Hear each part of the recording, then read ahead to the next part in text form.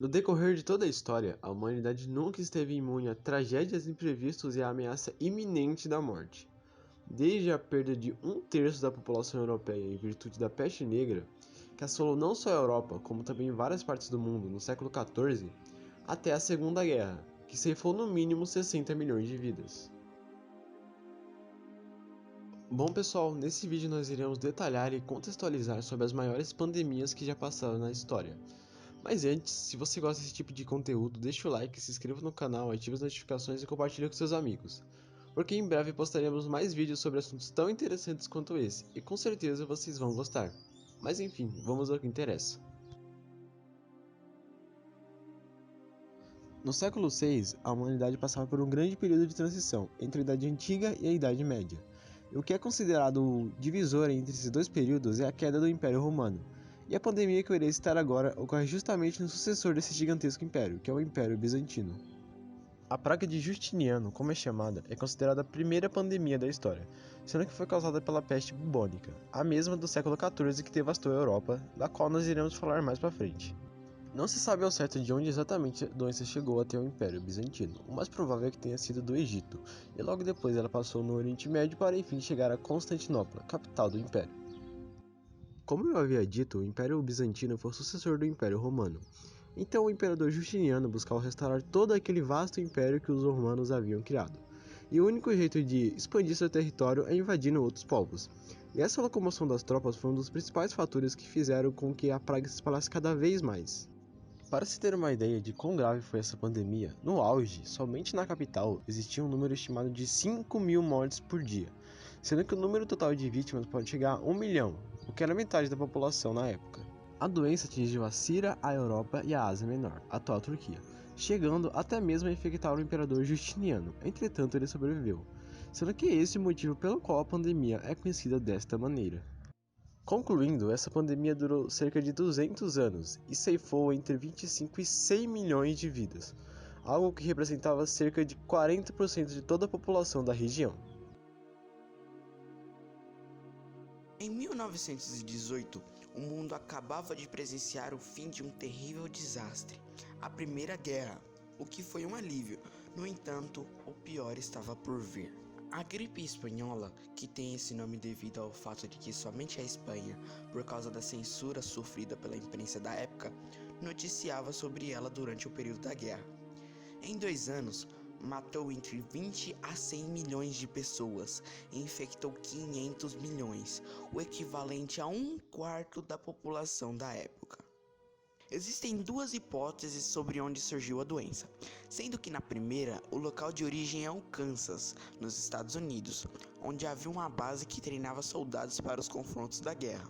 Foi nesse mesmo local que foi confirmada a primeira vítima fatal, o cozinheiro Albert Gittel.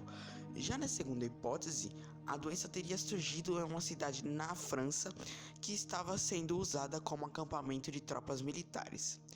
Independente de qual seja a origem, a gripe espanhola, que é causada pelo vírus da H1N1, se espalhou em questão de meses por todos os continentes habitados, sendo um dos principais fatores a locomoção dos soldados para batalhas.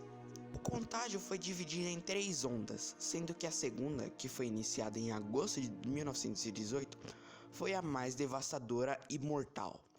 Um fato que chama a atenção foi um evento que ocorreu na cidade de Filadélfia, do qual reuniu 200.000 pessoas e na semana seguinte foram registradas 5.000 mortes.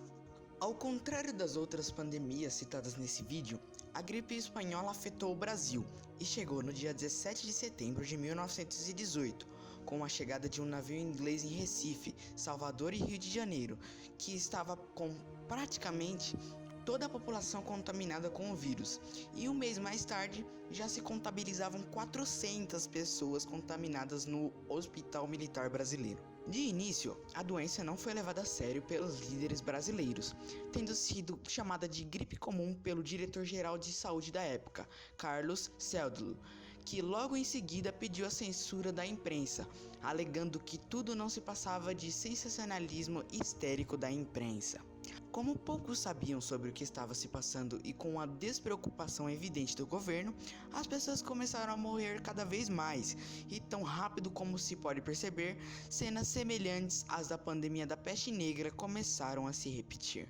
Estádios, locais públicos e escolas começaram a ser transformados em hospitais improvisados, pois já não havia espaço suficiente nos hospitais, causando muita preocupação na população brasileira, principalmente pela falta de informação e cuidado fornecido pela parte dos governantes, chegando ao ponto de corpos de infectados serem jogados nas ruas por familiares, para que não fossem também infectados pela doença. No meio de tanto caos, surgiram também muitas pessoas mal intencionadas, que aproveitaram do momento de fragilidade que todos estavam passando, propagando falsas soluções para a doença, o que só resultou em mais desordem e vítimas, por pessoas acreditarem que realmente estavam imunes à gripe, usando métodos totalmente inventados e sem nenhuma comprovação médica.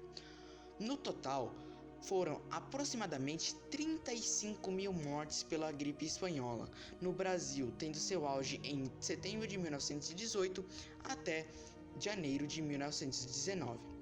Dentre as vítimas estava Rodrigues Alves, presidente eleito em março, que não conseguiu assumir o cargo em novembro e acabou falecendo em janeiro do ano seguinte. Como já foi mencionado, o continente mais atingido pela peste foi a Europa. Porém, ela surgiu na Ásia, mais especificamente na China e na Índia, lá no século XIV.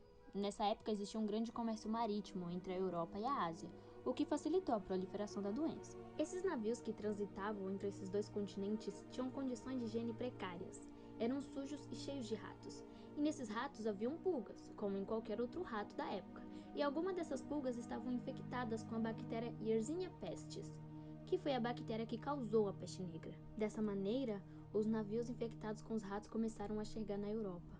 Vale lembrar que as condições das cidades europeias, assim como a dos navios, eram precárias.